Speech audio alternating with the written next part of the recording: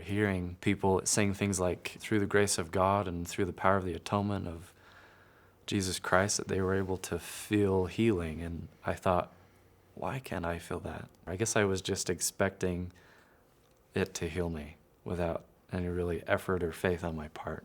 I always tried to be good, and I always went to church and read my scriptures and did all my young women things to get my young women medallion. I was trying, and I just felt kind of cheated. Just like if you had the flu, Heavenly Father wouldn't expect you to just pray to get better and expect it to get better. He would say, okay, go to the doctor, get your antibiotics, or, stay laying down, drink lots of fluids. You have to do the things that are required to get better. The thing that has made the biggest difference to me is talking to people. I started telling more and more of my close friends. I got to the point where I felt like I could tell my mom. And I wasn't just out there saying, hey, everybody, guess what? But I would approach certain individuals that I felt like I could trust and had a deep connection with. And not a single time did they tell me that I was disgusting or tell me that I was an awful person. When someone who loves you hears that, they're not going to say mean things to you. They're going to ask how they can help. And the more people that I talked to, the more comfortable I felt talking about it, and the more love I felt, and the more places I could turn to if I was having those negative feelings. Along with talking about it to my therapist and talking to my friends and my family, it's just made all the difference. I had to decide to get honest. Okay, I decided to get honest.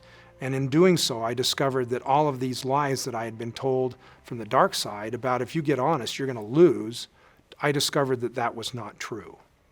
When I got honest, there were consequences, but those consequences didn't mean you're going to lose everything. It means that you're going to have work to do.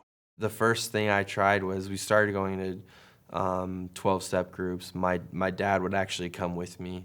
It was extremely uncomfortable at first, and I wouldn't say anything. I just kind of sat there and listened to other people. I thought it was stupid. Eventually, in one of those groups, I finally decided to say something and kind of broke through, and that's when my desire to go through recovery kind of started. By being honest with myself and saying, hey, I can't overcome these, I can't overcome this addiction, it forced me, or it led me to rely on the merits of Jesus Christ. I started to become more honest with myself, that I started to think, I'm not as good as I thought I was.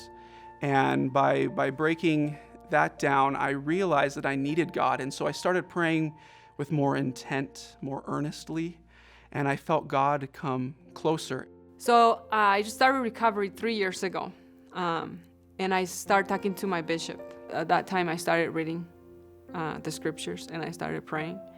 And as I started to recover and talking to my bishop again, he mentioned more things that I should do, going to the temple, being present with my kids instead of ignoring them.